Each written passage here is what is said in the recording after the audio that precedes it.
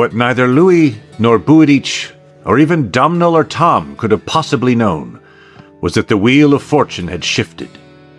At present, they were all astride the wheel, but it was to irreversibly shift and swing, so that they were all cast into the mire. The weapon of choice, on the part of fate, was to be Athfatla.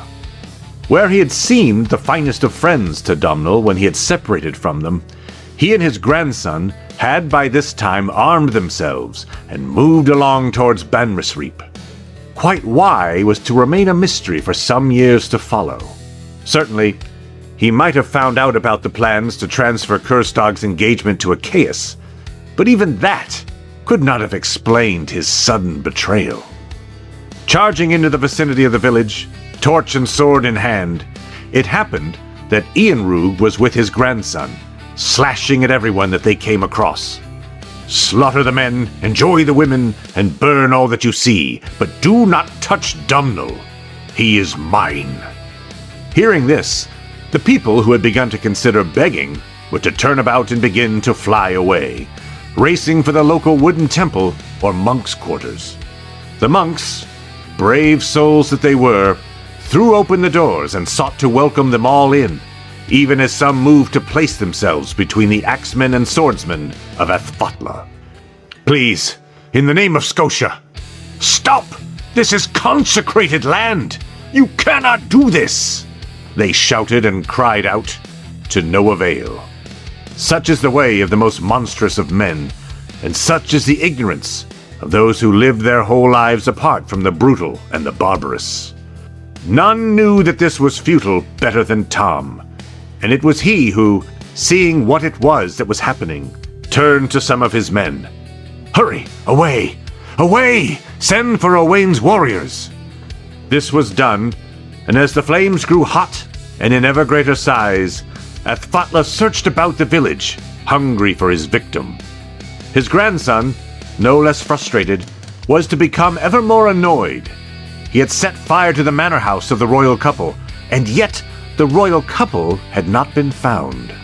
Once again, the crowing and snickering of the crones echoing in their ears, they were to take to shouting at their men even as banners were spotted in the distance.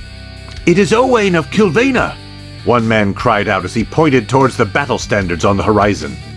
"Bah! Leave him to me, Eardsith. You search the cathedral structure for the king," Ianrug commanded sternly. "Leave not one of Owain's house alive." "Aye, grandfather." The battle was joined, and Owain was soon to find himself overwhelmed and put to the sword, but not before he was made to witness the first of his grandsons slain. The second and third attempted a dashing rescue, yet were alongside the rest of their less experienced men to meet with the same fate. "Faith!" Tom was to gasp as he witnessed the carnage as he stepped out from within the temple, having hidden away the Lady Boudicca a few minutes prior.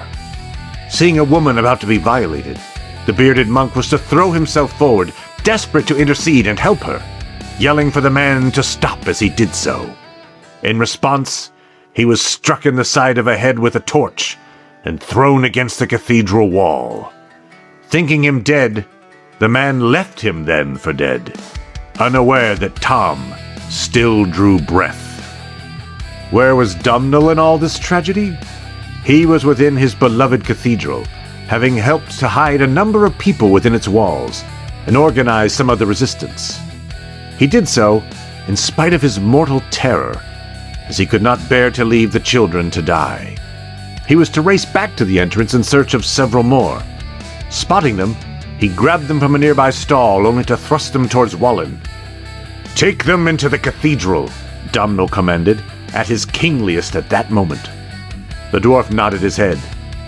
"Domhnall MacRingan, I have found you," Eardsith called out, riding forward on his horse, a smile on his lips as he drew near.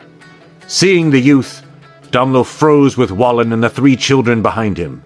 He backed away, though not before he did something he had never done before in such a situation: drew his sword. Hardly an accomplished warrior for all his virtues, and hardly a brave man, he shook and trembled in the face of young Eardsith. At least spare the children, Domhnall begged, hands shaking as he faced down the youth. Nay, must the lion treat with the gazelle? Eärdsith snapped at him, only to ask heatedly, Why did you deny me Kurstag?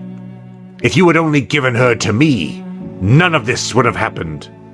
Domhnall struggled for an answer. He should have pleaded. Maybe a part of him whispered he could offer her still and save himself, save those behind him. It was with a start that he realized not only that he did not believe this, but that the very thought repulsed him. The thought of his beloved Kurstag's wedding to such a man was so abhorrent, he would prefer to die. I did it because you were never worthy, and because I am a king.